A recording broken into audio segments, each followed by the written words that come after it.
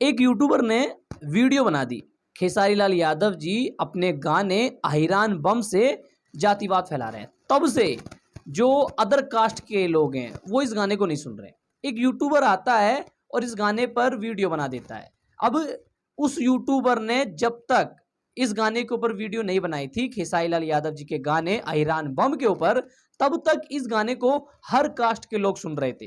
तब तक किसी के दिमाग में ये नहीं था कि ये अहिरान का गाना है, ये इसका गाना है, ये उसका गाना है। लोग इस गाने को इसलिए सुन रहे थे ये बोले बम गीत है। लेकिन उस यूट्यूबर ने वीडियो बनाई और लोगों के मन पे एक शंका डाल दी कि खेसारी लाल यादव जी ने जातिवाद गाना बनाया है। वो यूट्यूबर कहता है कि खेसारी लाल यादव जी अपने कंधे पे शिवलिंग लेके जा रहे हैं। भाई बाहुबली फिल्म का नाम सुना है? उस फिल्म के अंदर प्रभास भी बहुत बड़ा शिवलिंग अपने कंधे पे उठा के ले जाते हैं। लेकिन खेसारी लाल यादव करे तो गलत, बॉलीवुड के साउथ के बड़े बड़े एक्टर करे तो वो सही।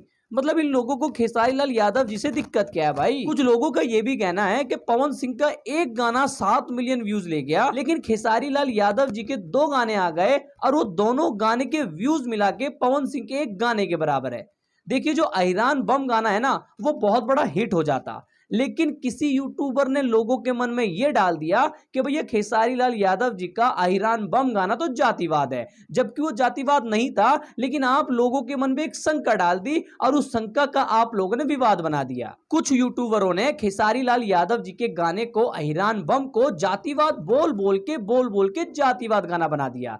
पहले उस गाने को, अहिरान बम गाने को हर एक इंसान सुन रहा था, हर एक कास्ट के लोग सुन रहे थे। लेकिन जब से कुछ यूट्यूबरों ने इसके ऊपर वीडियो बना दी, तब से अब इसे कास्ट के थ्रू इस गाने को सुनाया जा रहा है। मतलब अगर हम अहिरान है तो हम इस गाने को सुनेंगे। लाल यादव जी के अहिरान बम गाने को फ्लॉप करने के पीछे एक कास्टनिज्म खेला जा रहा है, जातिवाद किया जा रहा है, ताकि खेसारी लाल यादव जी का गाना फ्लॉप हो जाए। लेकिन कहते हैं ना, हवा पानी को कौन रोक पाया है, तो खेसारी लाल यादव जी को कौन रोक पाएगा। खैर आप लोग क्या सोचते हैं चीज के बारे में कमेंट करके अवश्य बताएं।